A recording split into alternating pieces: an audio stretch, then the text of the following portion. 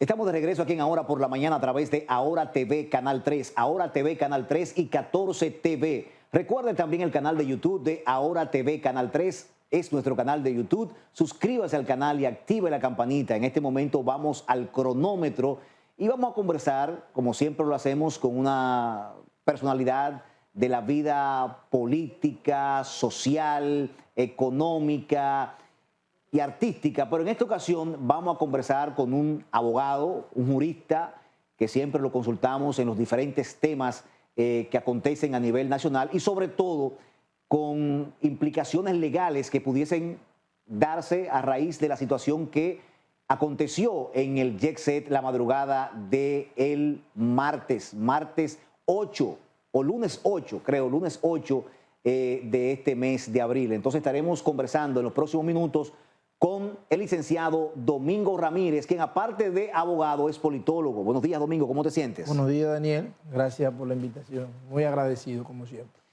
Mira, tenemos que hablar sobre el tema del momento, y el tema del momento es el tema del Jet Set a raíz de este acontecimiento, de esta tragedia que ha conmocionado no solo a la República Dominicana, sino parte del mundo.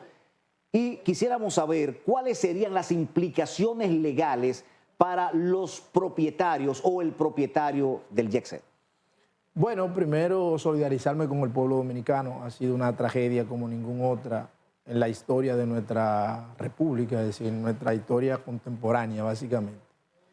Sobre todo en tiempos de paz, porque habíamos tenido tragedia, pero no en tiempos de paz, tiempo de guerra y demás, y eso tiene otra connotación. Pero aquí se trata de un establecimiento, ¿verdad? Un establecimiento comercial que se derrumbó.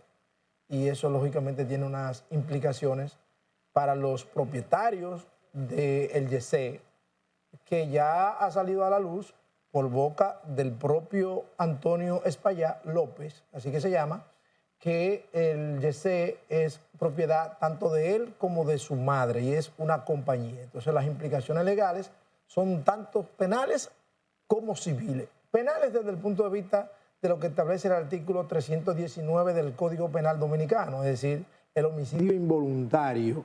Cuando el homicidio que es involuntario se comete por imprudencia, negligencia, inobservancia de los reglamentos y demás, entonces el homicidio se constituye en involuntario. Domingo, cuando hablamos de casos penales, para que la gente más o menos entienda, cuando hablamos de lo penal, hablamos de cárcel. Cuando hablamos de lo civil, hablamos de monetario, de dinero. ¿Es así?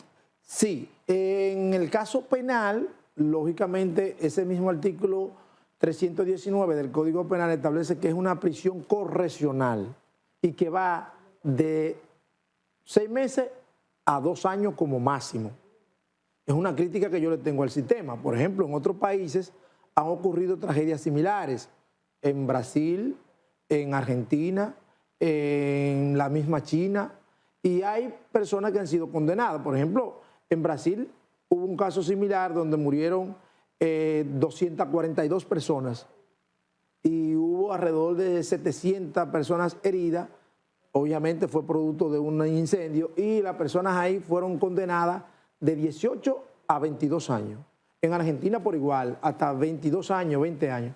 Y la República Dominicana, porque lógicamente tenemos un código que data de 200 años, solamente a la persona se le puede condenar por homicidio involuntario, si en caso de que obviamente se le compruebe en los tribunales penales, hasta 2 años, no más. Entonces ahí la persona podría ir a una prisión desde el punto de vista correccional. ¿Se puede demandar tanto en lo penal como en lo civil? Porque creo que hay una máxima, no sé si lo penal mata a lo civil o viceversa. ¿Cómo es, no? Lo penal mantiene a lo civil en estado. Okay. Es decir, lo que puede hacer la persona es llevar su acción en lo penal conjuntamente con lo civil. Tú puedes, desde el punto de vista penal, lo que busca es la pena. ¿Qué es lo que busca el Estado? Por ejemplo, el Ministerio Público. Pena. Que te castiguen a ti por el hecho de haber cometido el homicidio involuntario, primero. Segundo, si la persona se constituye naturalmente en querellante de actor civil, pues entonces puede, en esa misma acción penal, solicitar al juez la reparación del daño en la misma acción que ha sometido el Ministerio Público, o si ha sometido también la persona, una querella con constitución en autoridad civil, la puede someter y ahí puede conseguir tanto la pena como la indemnización o la reparación del daño. ¿Afectaría el caso del Jet Set, las emisoras, el patrimonio, por ejemplo, si tiene algún tipo de acciones o si tiene algún tipo de propiedad en las estaciones de radio que él maneja? O sea, ¿pudiese tener algún tipo de demanda por la tragedia del Jet Set que le salpique a las emisoras de radio que él tiene? Bueno, la discusión está dada en el sentido de que si el Jet Set está bajo la denominación de compañía limitada, SRL, compañía de responsabilidad limitada, entonces la discusión está dada ahí, hasta dónde llega la responsabilidad del YC como compañía. Si justamente se establece que es hasta lo que tiene la compañía, pues lógicamente la discusión va a ir en esa dirección, no más allá de ahí. Obviamente cuando hay una, digamos, una condena desde el punto de vista pecuniaria, es decir, recordemos que el artículo 1382 del Código Civil de la República Dominicana habla de que todo aquel que provoca un daño a otro está en la obligación de repararlo. Y en este caso, el artículo 1386 habla específicamente de la ruina que provoca un edificio. Es decir, cuando un edificio se cae, que provoca daño a las personas que están o dentro del edificio o los laterales del edificio, pues lógicamente el propietario o los propietarios de ese edificio están en la obligación de reparar el daño que provoca. Entonces, de eso es que se trata aquí. Por eso esa acción civil se puede llevar conjuntamente con lo penal. Y cuando tú vas a la Constitución en autoridad civil, ante el Tribunal Penal, entonces tiene que meter eso para que el tribunal pueda valorarte el daño moral, el daño material y todo lo que tiene que ver con el perjuicio que te ha provocado. Entonces, este proceso, lógicamente, en la medida en que vaya avanzando, ¿verdad?, que vaya incorporándose al tribunal, él podría tener implicaciones desde el punto de vista patrimonial, de todo lo que tiene que ver con su patrimonio. Va a depender, lógicamente, del alcance que tenga el tema de la empresa que ellos representan. ¿Ha sido negligente el Ministerio Público en este caso? A mí me parece que ha sido muy tímido. En otros casos lo he visto mucho más activo. Me hubiese gustado verlo también activo en este caso, porque aquí estamos hablando de 232 personas que fallecieron. Y aparte de eso, la gente que está herida, muy mal herida. O sea, estamos hablando que más de 400 personas fueron afectadas directamente con el colapso del techo del YC. Aparte de la otra gente que tiene trauma que pudo salir. Esa gente podrá en su momento también demandar. No, y trauma psicológico también para familiares. Trauma psicológico, óyeme, es una cosa abrumadora. Y el mismo Antonio es quien ha confirmado que ahí había más de 500 personas en ese establecimiento ese día. Entre 510 a 550 personas. Él mismo lo ha dicho. Entonces, es un problema que el Ministerio Público ha debido investigar, como lo hizo con el caso, por ejemplo, de la mueblería en La Vega, o como lo hizo con Polipla, o como lo hizo con el tema en San Cristóbal, de la explosión. Yo pienso que el Ministerio Público en este caso ha sido muy tímido. Esperemos que sea una estrategia del Ministerio Público y que ya luego pueda ser investigado y sometido a la acción de la justicia. En Semana Santa, algunos medios sacaron a relucir como que el Ministerio Público había tomado algún tipo de acción sobre algunos temas de distracción de bienes por parte del propietario del Jet Set. En este caso, ¿no podría el Ministerio Público tomar algún tipo de acción a raíz de la persona en que se trate que pudiese, de cierta forma, distraer algún tipo de bienes por cualquier demanda que pueda ser hecha contra él? Entonces, que el Ministerio Público pueda acatar medidas de coerción, de prisión preventiva. Bueno, yo fui el primer abogado en este país que me referí a que si Antonio no salía en la documentación que tiene que ver con el YC, Antonio había que hacerle una investigación por lavado de activos. ¿Por qué? Bueno, porque todo el mundo sabe que Antonio es el dueño de ese negocio. A pesar de que fue su madre, doña Grecia López, que lo fundó y que de hecho es parte de la compañía, todo el mundo sabe que quien tiene la responsabilidad de ese negocio es don Antonio. Don Antonio Espaillat, que es un empresario que todo el mundo lo conoce, empresario de radiodifusor y demás. Pero yo dije que había que hacerle una investigación por lavado de activos. Mucha gente me acabó y luego el Ministerio Público hizo justamente lo que yo había propuesto. ¿Y qué es lo que establece la ley, sobre todo la ley 155-17, que es la ley de lavado de activos. Bueno, si se presume que la persona que podría ser objeto de una investigación va a distraer bienes, pues entonces nosotros tenemos la opción de buscar la vía para congelar esos bienes a los fines de que ese dinero que es de esa persona, pues lógicamente pueda reparar el daño que ha provocado en caso de una posible condena. Escuché a algunas personas cuando se trató ese tema, que lo han, como tú lo abordaste, y otras personas también han hablado sobre eso, sobre lavado de activos, que estarían como victimizándolo, sí, realmente, que por ahí como que no pudiesen hacer nada, porque entonces lo estarían victimizando a él en ese caso. Hay que aclarar que los abogados de don Antonio han dicho que no se trata, y el propio Ministerio Público ha dicho que no se trata que él está distrayendo bienes, sino que es una medida precautoria del Ministerio Público para proteger, reitero, que ese dinero que pertenece a don Antonio y a sus empresas, a las empresas tanto de él como de la señora, pues lógicamente esté en resguardo para una posible condena y que ese dinero pueda ir en beneficio de la gente que ha sido, digámoslo así, lacerada con esta terrible tragedia. ¿Le hace bien a la justicia el manejo que está dando el Ministerio Público al caso? O sea, cómo se está manejando con un hermetismo. Vimos que un joven fingió ser recatista y bueno, lo entrevistaron, le regalaron cosas y automáticamente le cantaron medidas de coerción, lo agarraron, después lo soltaron con una situación que pagó de 200,000 pesos. Entonces, como que en el caso del propietario del YECC no ha pasado nada. Mira, yo siempre digo que en un país que no tiene justicia se convierte en una ruta directamente al despeñadero, al ser precipicio.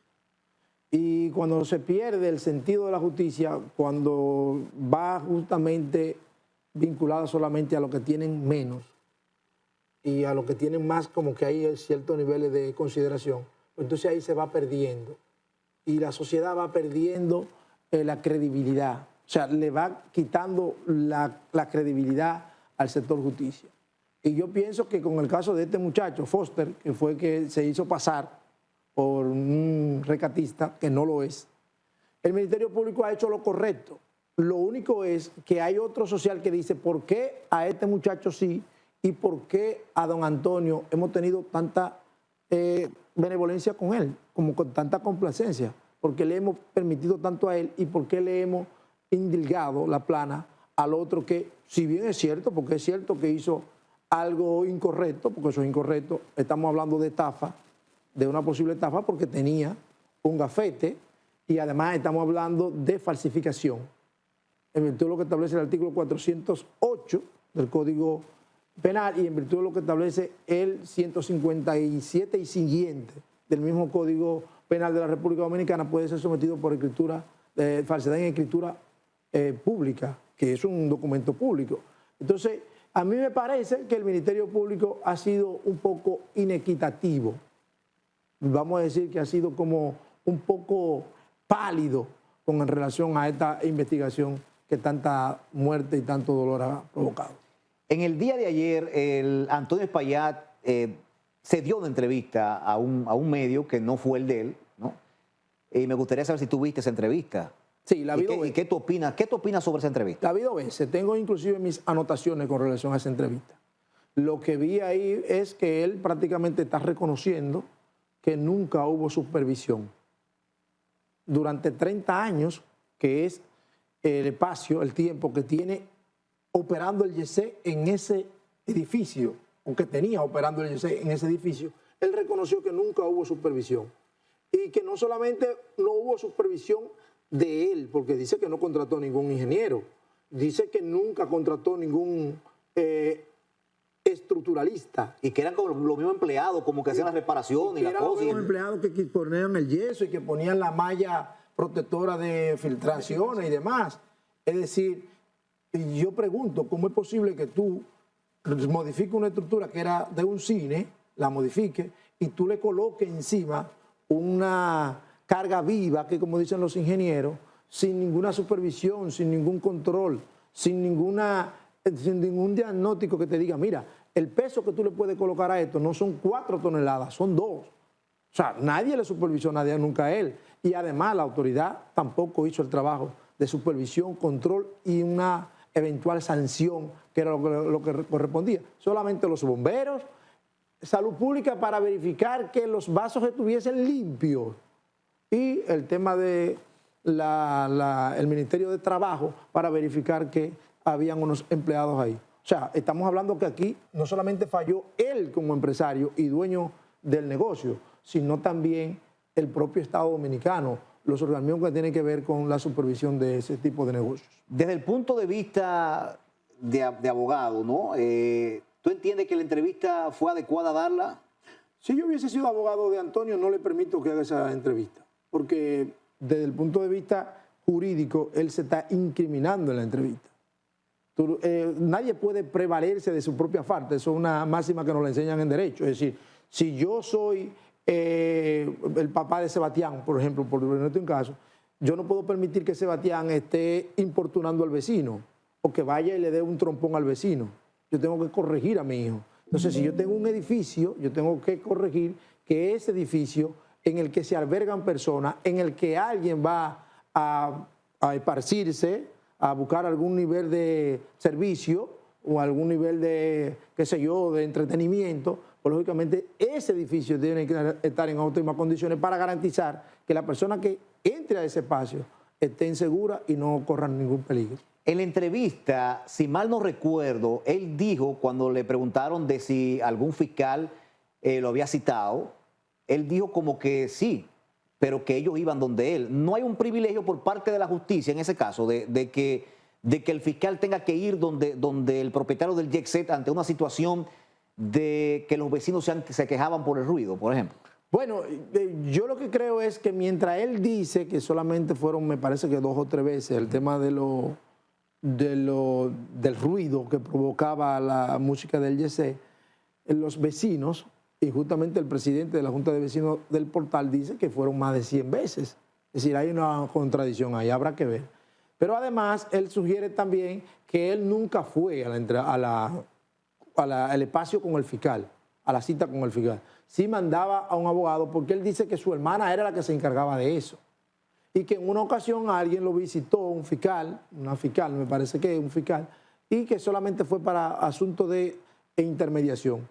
Eso, un fiscal no tiene que, digamos, ir al espacio donde a alguien que se le está, digamos, incrustando, a alguien que se le está, digamos, inculpando o a alguien que se le está acreditando que está haciendo algo incorrecto. No, la fiscalía lo que tiene que hacer es actuar y mandar a llamar a esa persona. A mí me parece que ese tipo de privilegio también vamos a ponerlo en perspectiva en la medida en que vayamos avanzando con el proceso. Omar Fernández creo que está presentando, va a presentar o creo que presentó un proyecto de ley donde va a existir una responsabilidad por parte del Estado ante situaciones acontecidas como esas. ¿Necesita el sistema de justicia nuestro una nueva ley o con lo que está establecido en el Código Civil es más que suficiente para garantizar una condena ante un responsable de una tragedia por parte de su negligencia? Omar Fernández y todos los legisladores, llámese senadores y diputados, lo que tienen que hacer es impulsar el Código Penal de la República Dominicana. La modificación o actualización del Código Penal que tiene 25 años esperando una modificación. El Código de Lamparier, el código que tiene casi 200 años, que es producto de los códigos napoleónicos. Ese código, una persona mata a 4, a 5, a 6, a 7, y si el hecho es por asesinato, que se comprueba que es asesinato, solamente se le puede castigar por 30 años. Si tiene un arma ilegal y el delito lo ha cometido con un arma ilegal, la ley de armas establece que puede ser hasta 40 años. Es lo máximo que se puede establecer. Entonces, ¿qué es lo que tienen que hacer los legisladores? Ser responsables e impulsar las normas que tienen que ver con el desarrollo del país. Porque ahora nosotros hubiésemos podido tener una condena para Antonio o para cualquier otro que permita que personas mueran en esas condiciones, en caso de comprobarse naturalmente que hay un homicidio involuntario, hasta 15, 20 años. Pero ahora tenemos una pena irrisoria, máximo 2 años. en caso de que se someta. Hay querellas ya que la ha sometido el colega Felipe Porte y otros abogados ya están iniciando querellas penales en esa dirección. A mí no me parece tampoco que sea descabellada la idea de que se someta a una ley para, digamos, responsabilizar a las instituciones públicas que tengan que ver con esta supervisión. Pero yo le recomiendo a Omar y a todo legislador que impulsen que el Código Penal de la República Dominicana sea una realidad, o sea, la actualización del Código Penal, que el país lo necesita. Imaginémonos que las 232 personas o allegados a los 232 fallecidos en la tragedia del Jet Set inicien algún tipo de demanda por parte de lo civil. Tendría, por ejemplo, imaginémonos que no tenga el dinero suficiente para poder cumplir con esa demanda. ¿Qué pasaría ahí, por ejemplo? Bueno, eso se constituye en un crédito. Cuando, digámoslo así, esa sentencia ha adquirido la autoridad de la cosa irrevocablemente juzgada, es decir, cuando ya ha pasado todos los grados, apelación, casación, si es posible inclusive, digamos, revisión constitucional, entonces eso se constituye en un crédito. Y cuando la persona consiga dinero, pues entonces ese crédito yo te lo puedo ejecutar. Eso se constituye en un crédito. Una sentencia que te condena a ti a favor mío es un crédito para mí y un perjuicio que te va a durar hasta que tú y yo en algún momento determinado nos pongamos de acuerdo o hasta que yo te ejecute esa sentencia, que puede ser con un embargo ejecutivo, puede ser con un embargo conservatorio, puede ser con un embargo retentivo, puede ser con un embargo inmobiliario sobre los bienes que tú tengas. No debería, te pregunto, ¿no? Tú me corriges, ¿no debería, por ejemplo, Antonio Espaillat renunciar a la administración, por ejemplo, de las emisoras que él regentea y ponerse a disposición de la justicia? ¿No sería lo correcto hacer eso? Él se ha puesto a disposición de la justicia.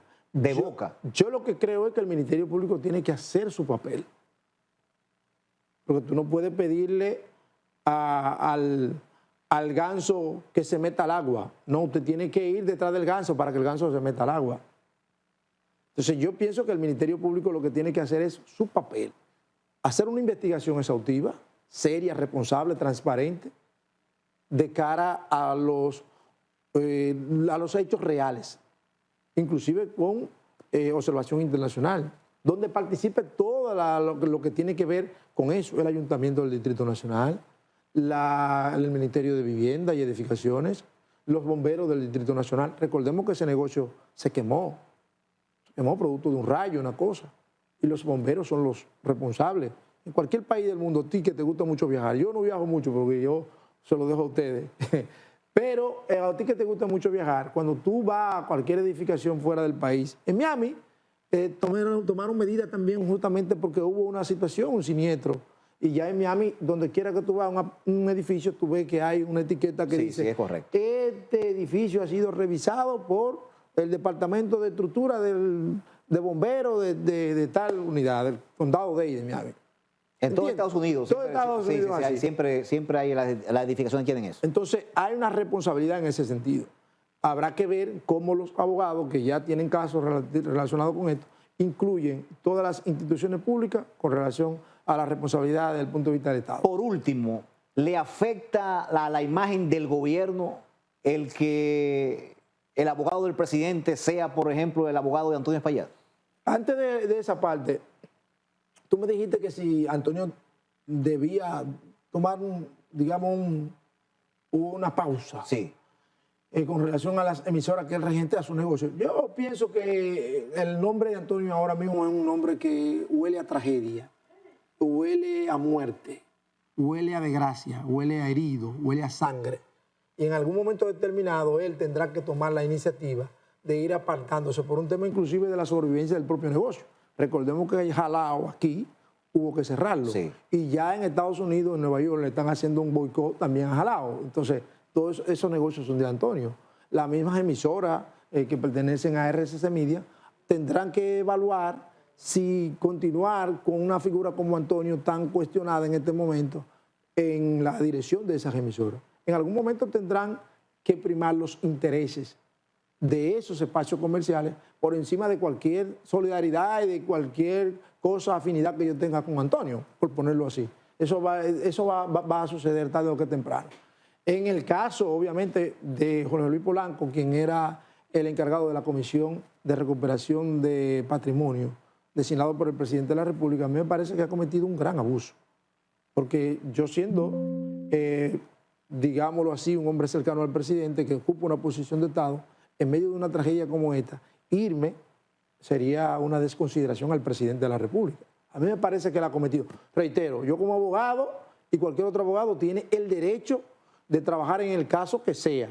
Ahora, la mujer del César no solamente tiene que ser seria, también tiene que parecerlo. Es un adagio muy viejo. Entonces, él ha sido el abogado del presidente, el abogado de una posición importante dentro del tren gubernamental, y creo que debió guardar la forma. Creo que no debió hacerle eso al presidente, porque independientemente de que él lo haya hecho de buena fe y que el presidente le haya pedido renuncia a esto por un conflicto de intereses, ya la ciudadanía entiende que fue el presidente de la República quien le designó a Jorge Luis Polanco a Antonio Espaillat, y necesariamente no es así. Muy bien. Bueno, gracias Domingo por estar compartiendo con nosotros estos minutitos, y de verdad que tú has arrojado luz en puntos puntuales, ¿no? de esta entrevista y de este caso que sin lugar a dudas se va a estar hablando por los próximos meses en la sociedad dominicana a raíz de esta gran tragedia, y sobre todo la magnitud y bueno, y los sentimientos que rompió esto, un artista popular, figuras de la vida del béisbol, ¿no? También De la banca. O sea, fue una tragedia bastante grande. De verdad, muy agradecido que haya estado con nosotros, y seguimos con mucho más del contenido de Ahora por la Mañana. No se despegue, venimos en breve.